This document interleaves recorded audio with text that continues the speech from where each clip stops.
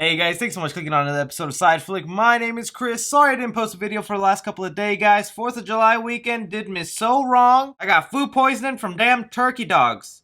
Damn turkey dog. What? But nonetheless, I'm finally feeling like myself and ready to talk some movies with you guys. Good thing not a lot has happened the last couple of days, but still some interesting things. We're going to be discussing a new TRON movie being developed. We have a small little update on the Batman and the relationship between Bruce and Alfred. That and so much more, guys. So I need your opinions down below on what you think of everything we discussed today. And also don't forget to leave a like on the video because who would have thought turkey dogs would be my weakness? Alright, so jumping into the movie news with TRON. A lot of you might remember TRON from just being that amazing, beautiful looking movie with them neon bikes that I've always wanted to ride. Well, now we have reports here from This Insider, which is a very credible source when it comes to Disney related scoops. And they have a whole bunch of details here lined up about what this new TRON movie will be. Now, I don't know about you guys out there. I was never the biggest fan of TRON. I do agree that the latest movie that came out in 2010 is mind-blowingly beautiful, amazing to look at, is a place I would love to step into, but for whatever reason, the movies just never captivated my attention to make me a full-fledged fan like some people are who beg for a TRON movie every year. Well, the group of TRON fans are pushing forward strong because Disney is deciding to listen. At one point, this was going to be a Disney Plus series for their streaming service, but now they have decided to do away with that and move forward with a third TRON movie. So far, the details of this have Jared Leto being the star of this new TRON film. They're saying the script is phenomenal, which I would really hope so, because I remember sitting in the theater for the last movie just like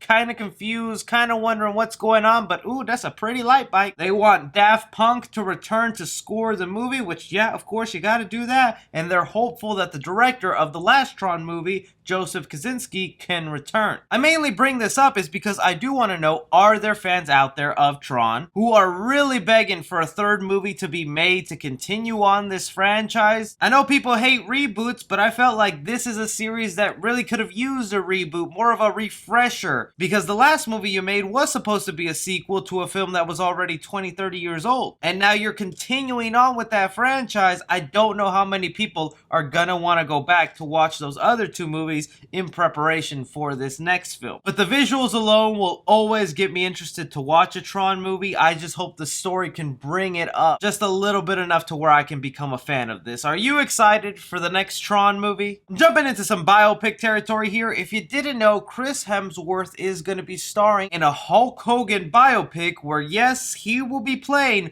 Hulk Hogan himself. Now, just that alone, I'm not even a big wrestling fan, and I definitely want to see this movie just to see what kind of voice is Chris Hemsworth going to do, because Chris Hemsworth's voice and Hulk Hogan's voice do not match at all, son. This movie is being made by Netflix. It's unknown if they're going to release it theatrically or if it'll just be for their streaming service. As of right now, the person they have attached to direct this is Todd Phillips, the man who brought us Joker. And the main reason this story has been going around is because Chris Hemsworth is saying that for the role of Hulk Hogan, he's going to have to put on more muscle than he did for the role of Thor. Saying exactly, this movie is going to be a really fun project. As you can imagine, the preparation for the role will be insanely physical. I will have to put on more size than I ever have before, even more than I put on for Thor. There is an accent as well as the physicality and the attitude. I really love Chris Hemsworth. He's one of those guys who can also pull off comedy along with action, and I'm just really curious how he's gonna play this, if he's gonna ham it up and be a real exaggerated version of Hulk Hogan, or if he's going to get grounded into the character and take it seriously. Also, not to mention, there are some gray areas in Hulk Hogan's past that make him a little bit of a troubled character. I wonder if the biopic will be addressing that, or if it'll just really be how he got started into wrestling, his fandom, getting into these weird movies. How do you guys feel about Chris Hemsworth saying he's going to get even bigger for the role of Hulk Hogan? I guess sticking to Marvel related stuff, since since we just talked about Chris Hemsworth, good old Thor, now jump into Ant-Man 3. Ant-Man 3 is a movie that the MCU is working on. In fact, we just got an update thanks to Murphy Multiverse saying here that Ant-Man 3 is scheduled to start production in June of 2021. That means by next summer we'll get the cameras rolling on the third Ant-Man movie, putting it on schedule to release in 2022. It's gonna be a real interesting year for movies. We got Aquaman 2, Shazam 2, Black Adam now, the Flash movie with Batman. It's gonna be a great year for comic book movies. But I mainly bring this up because the past Ant-Man movies have just been kind of okay to me. They're not bad, but they really haven't also been amazing. I enjoyed them a lot, especially the character of Scott Lang, but I feel like this third Ant-Man movie is really gonna surprise us, especially since a couple months ago we heard rumblings that Marvel was wanting to plant the seeds of the Fantastic Four in the third Ant-Man movie. Now, a lot has changed since that report has come out. The MCU could be changing their minds and looking to be doing something different, but kind of in the same way that Thor Ragnarok was a refresher for the Thor character and relaunching him to a new status, I would want that same treatment given to Ant-Man. I'm not saying copy what Thor Ragnarok did and make Ant-Man 3 all colorful and too funny, but I would say bring it out of the norm from what we know the Ant-Man character to be. Give it a really good villain. The main rumors going around is that MODOK will be the villain for the third Ant-Man film. That would be a great character to throw in there, but also using the Ant-Man character to bring in Fox properties like an X-Men character or Fantastic Four would also be really cool. Only time will tell, but it's still great to know that the third Ant-Man movie is happening and is going to be moving forward pretty soon. What do you guys want to see out of Ant-Man 3? Speaking of third movies, one film I am really curious to hear your guys' opinion on is Fantastic Beasts 3. Now, I mainly bring this up because this is one of the movies that got full permission in the UK along with Mission Impossible, The Batman, and the live-action Little Mermaid movie to start their cameras rolling and begin making their movies. And no one is really talking about how the Fantastic Beasts movie is kind of becoming the most problematic movie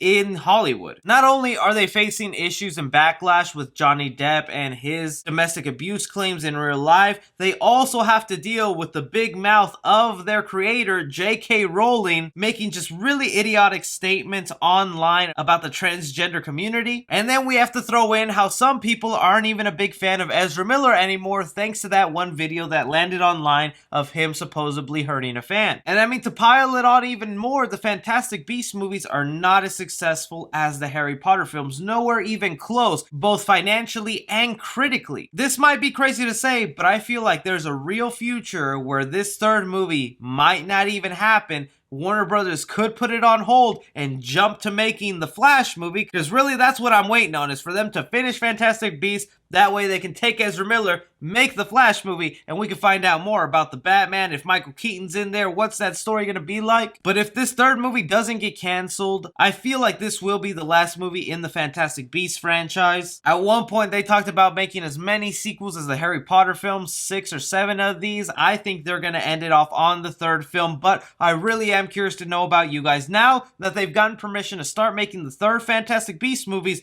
do you think this franchise can survive all the controversies, or do you think Warner Brothers will just keep ignoring it and move forward? Getting to a small update here on The Batman. Collider recently was doing an interview with Greig Fraser, the director of photography on the movie, basically the cinematographer, the man who handles how the film will look, and he decided to drop a tidbit that kind of fascinated me about The Batman. When asked about the film, he says, "I can tell you is what some of the actors have gone away and said. It is a character-based movie about the characters. About Andy Serkis's character and Robert Pattinson's character. It's a very good script, like all of Matt's script. It's very good, very well thought out." There isn't a single person attached to this movie that has not praised the script, and that really excites me about the film. Everybody who gets asked about the Batman, go ahead and say, it's a good script. But the little new piece of information there that he decides to focus on is that the story is really about Andy Serkis, who is going to be playing Alfred in The Batman, and Robert Pattinson's character, Batman. Kind of obvious that your Batman movie would be about Batman, but that added tidbit there that Alfred is playing a big role, that kind of surprises me for a couple of reasons. One, even outside of the movie, we knew that Alfred, played by Andy Serkis, was not going to have the biggest role in the movie, at least screen time wise. Because if you guys didn't know, Matt Reeves is very good friends with Andy Serkis because they they worked very close together on the Planet of the Apes movies where Andy Serkis did the motion capture for Caesar. When Matt Reeves was given the Batman by Warner Brothers, he offered Andy Serkis a role in his movie, going as far to even give him the Penguin if he wanted it. Now trust me, I would have loved to have seen Andy Serkis play the Penguin, but at this time the man was a little preoccupied making a movie entitled Venom: Let There Be Carnage. Andy Serkis is the man who's directing the second Venom movie, so he was very busy with that and decided to just take the role of Alfred because it would mean less screen time and that they can shoot his scenes very fast so that he could go back to work on making Venom. But now hearing the director of photography saying that they're the key characters of this film lets me know the Batman and Alfred scenes in here are really gonna blow us away. Or I should say, really be the heart of this film. But anyways, guys, that's just some of the movie news we've had going on the last couple of days. Stuff has been pretty quiet lately, so I'll have to think of other content to make for the channel. I really appreciate you guys who stuck around to watch me play Iron Man VR. That was a lot of fun. Probably gonna be doing more stuff like that on the channel. But be sure you guys are hitting that like button, subscribe for more movie-related content, follow me on Twitter at 3CFilmReview. As always, I'm Chris. Take care.